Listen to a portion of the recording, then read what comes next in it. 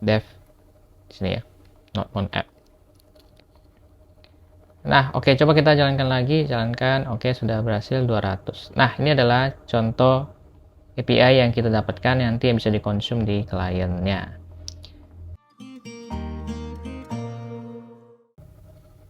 Kita akan coba untuk membuat REST API di Express. Kita sudah menyiapkan template dasar Express di sini. Kemudian di package JSON-nya sudah ada instalasi Express dan juga node-mon untuk bisa mengatasi bolak-baliknya cancel ataupun jalankan node lagi pada saat kita melakukan perubahan di Express ya. Nah, kalau kita perhatikan di sini ada app.get. App.get itu sebenarnya get itu merepresentasikan method.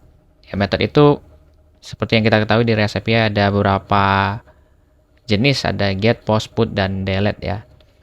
Nah, kalau misalnya kita perhatikan juga di sini kan ada rec sama res. Rec itu request, res itu response, betul kan ya? Nah, kalau misalnya kita response, memberikan response itu ada .send kan ya. Nah, .send ini adalah yang paling basicnya untuk memberikan bentuk string, plain text, ataupun HTML ya. Sebenarnya bisa juga. Nah, tapi kalau kita mau kasih yang REST API, kita bisa kasihnya dalam bentuk JSON. Kalau misalnya kita lihat di sini ada contoh cara memberikan JSON-nya ya.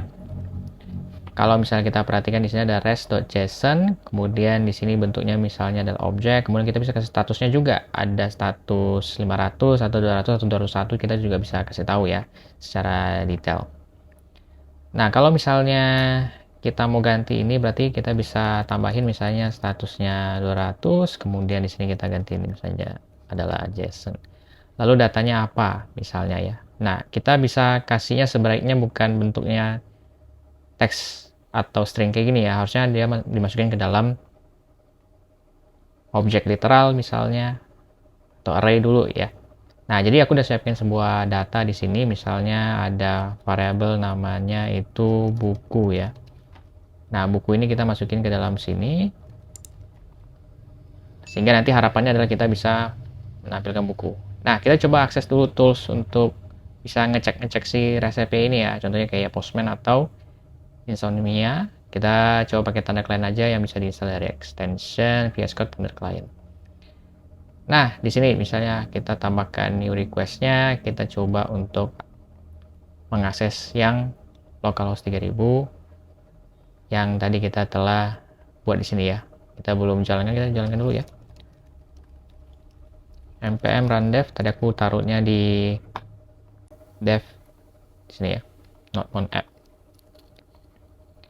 Nah, oke, coba kita jalankan lagi, jalankan. Oke, sudah berhasil 200. Nah, ini adalah contoh API yang kita dapatkan nanti yang bisa dikonsum di kliennya. Oke, ini adalah contoh get. Nah, cuman kalau misalnya kita coba yang versi post,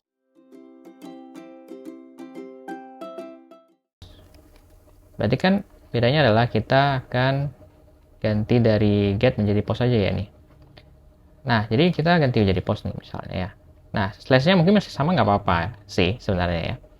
Paling nanti bedanya adalah statusnya 201. Kalau misalnya berhasil kan kita 201 ya kalau di post. Kemudian JSON-nya apa? Misalnya untuk memberitahu bahwa data yang ditambahkan apa ya, ataupun bisa tambahkan juga message-nya berhasil. Nah, tapi sebelum itu kita coba untuk melakukan penambahan tersebut ya. Ada data yang kita berikan. Nah, data yang kita berikan itu kan bisa lewat sini nih. Nah, dapat dari mana datanya? Itu dapat dari rec.body gitu. Rec.body. Nah, nanti dia bentuknya objek literal, lalu kita bisa coba destructuring untuk menambahkan data-datanya ada apa aja.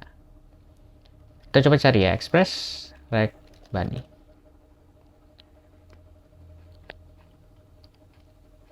Nah, kita tidak memakai body parser, itu yang versi lamanya. Kita coba pakai yang namanya adalah rec body di sini ya. Nah, rec body itu bisa bekerja dengan cara menggunakan express JSON terlebih dahulu nih di sini. Jadi kalau misalnya kita coba langsung aja untuk memberitahu, misalnya contoh ya, ini kan body-nya. Body kita berikan JSON-nya apa. Misalnya kita kasih tahu ID-nya yang ketiga. Bisa juga kayak gini, atau enggak kita tambah otomatis boleh juga ya. 1, 2 kita tambah otomatis.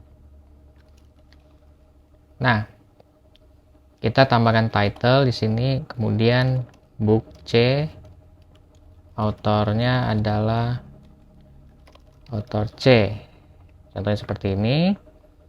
Harusnya kan nanti kita dapat ya, yaitu objek literal yang ini. Nah, tapi kalau kita coba untuk konsolog terlebih dahulu untuk melihat hasilnya kira-kira apa, maka yang kita dapatkan setelah kita coba ganti di post lalu kita send, maka yang didapat itu undefined. Karena kenapa? Dia masih belum bisa untuk mendeteksi data yang kita dapatkan dalam bentuk JSON. Maka kita memerlukan ini ya, app.use express JSON untuk di parsing gitu. Ini adalah middleware ya, sejenis middleware. Jadi kita perlu tambahin di atas dari semua routing kita, di atas semua routing kita, karena ini anggapannya adalah semua routing di sini, route ini akan menggunakan ini, sehingga nanti dia bisa membaca JSON tersebut. Ya, coba kita lihat sekali lagi konsolog, kita jalankan kembali, ini post ya. Nah, maka sekarang kita mendapatkan konsolog yang benar. Oke, jadi sekarang kita akan tambahin aja. Ini datanya masih sementara pakai array, jadi kita akan tambahin ya. Books.push misalnya rect body.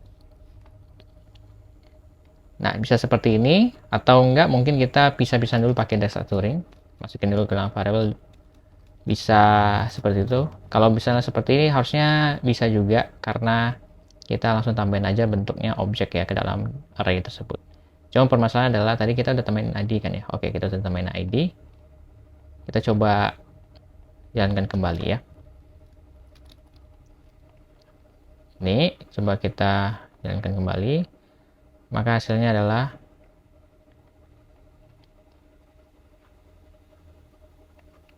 data buku, dan termasuk buku terakhir yang kita tambahin. Itu adalah contoh dari get dan post, dan juga ada tambahan yaitu menggunakan express JSON sebagai middleware untuk bisa mendapatkan data JSON-nya ya, di parse menjadi bentuknya application JSON. Jika ada pertanyaan, silakan tuliskan di kolom komentar. Thank you.